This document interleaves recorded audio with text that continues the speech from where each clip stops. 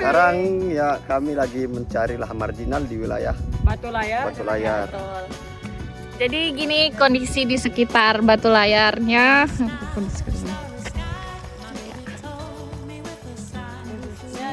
Di sini kita dapat lahan marginal yang sangat gimana ya? Ini tanamannya tidak bervariasi, hanya ditanami singkong sama pisang. Pisang itu bisa dilihat ya guys. Ya, kondisi tanahnya juga kering. Ini menunjukkan bahwa lahan ini kekurangan air tanah atau lengasnya sangat sedikit. Pada lahan ini bisa diterapkan dengan menggunakan teknologi penginderaan jauh atau remote sensing dan sensor untuk memantau efektivitas untuk langkah-langkah konservasi dan pertumbuhan tanaman secara terus-menerus.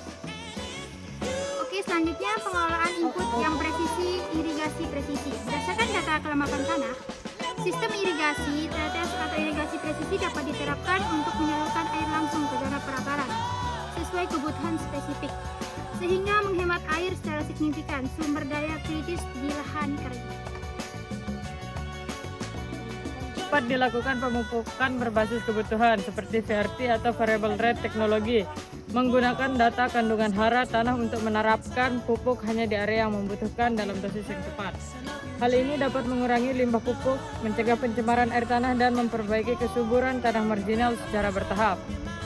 Ya, ada pun strategi yang bisa diterapkan di wilayah ini. Yang pertama itu pemetaan dan analisis lahan yang berbasis data, di mana contohnya kayak menggunakan drone dan sensor untuk mengumpulkan data tentang topografi, kelembapan tanah, pH tanah, dan kandungan nutrisi.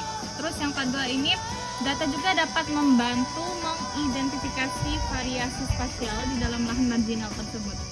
Terus yang ketiga itu sistem informasi geografis, di mana JIS ini bisa berfungsi untuk memetakan karakteristik lahan secara rinci, termasuk area yang rentan erosi atau kekurangan air. Strategi konservasi lahan yang paling sesuai untuk diterapkan pada lahan marginal di wilayah Batu Layar ini yaitu mencakup kombinasi metode vegetatif, mekanik, dan pengelolaan lahan terpadu atau pengelolaan tanah terpadu untuk mengatasi erosi yang tinggi, memperbaiki kesuburan tanah, dan mengoptimalkan penggunaan lahan agar tetap produktif. Sekian dari kelompok kami.